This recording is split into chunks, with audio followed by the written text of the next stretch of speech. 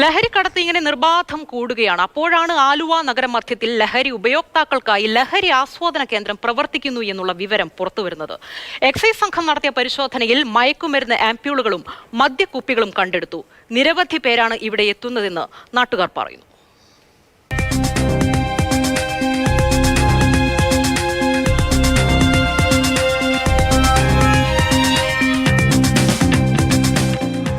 Aluva government ആശുപത്രിക്ക് സമീപം railway line പരിസരത്ത് ആൾതാമസമില്ലാതെ ഇടിഞ്ഞു പൊളിഞ്ഞു കിടക്കുന്ന വീടാണ് ലഹരി ആസ്വാദന കേന്ദ്രമായിരുന്നത്. നാദിർഷ എന്നയാളുടെ പേരിലുള്ളതാണ് വീട്. ഉപേക്ഷിക്കപ്പെട്ട് കിടന്ന വീടായതിനാൽ ലഹരി മാഫിയ ഇവിടം താവളമാക്കിയതിനെക്കുറിച്ച് വീട്ടുടമയ്ക്ക് അറിവുണ്ടായിരുന്നില്ല എന്ന് കരുതുന്നു. മയക്കുമരുന്ന് ആംബ്യൂളുകളും നിരവധി മദ്യക്കുപ്പികളും ഇവിടെ നിന്ന് എക്സൈസ് സംഘം കണ്ടെടുത്തു. ആലുവ എക്സൈസ് സർക്കിൾ ഇൻസ്പെക്ടറുടെ നേതൃത്വത്തിലാണ് പരിശോധനകൾ നടത്തിയത്. പല സമയങ്ങളിലും ലഹരി മാഫിയ സംഘങ്ങളിലെ അംഗങ്ങൾ ഇവിടെ എത്തി ഏറെ നേരം ചെലവഴിക്കാറുണ്ടെന്നാണ് നാട്ടുകാർ പറയുന്നത്. ഇടയ്ക്ക് പെൺകുട്ടികളും ഇവിടെ എത്താറുണ്ടായിരുന്നുവെന്നും നാട്ടുകാർ എക്സൈസിനോട് പറഞ്ഞു. ഇവിടം തമ്പടിച്ച് ലഹരി ഇടപാടുകൾ നടത്തുന്നവരിലേക്ക് അന്വേഷണം വ്യാപിപ്പിക്കുമെന്ന് എക്സൈസ് സർക്കിൾ ഇൻസ്പെക്ടർ അറിയിച്ചു.